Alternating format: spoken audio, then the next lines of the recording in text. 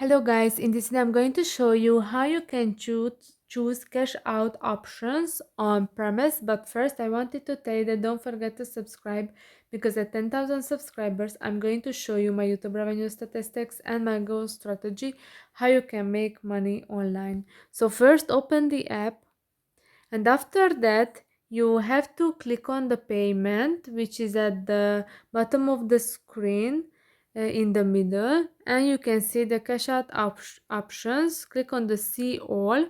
So there is the PayPal, and the minimum cash out is 4 euros.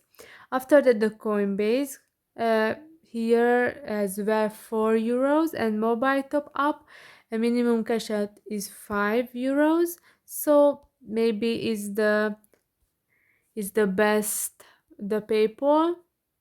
And here you have to add your PayPal Romania account to cash out. You can add multiple accounts, so you have to click on the add account, and you have to give your PayPal information and to save that.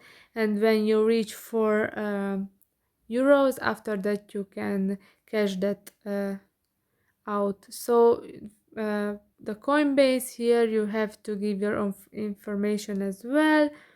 So, and at the mobile top up as well.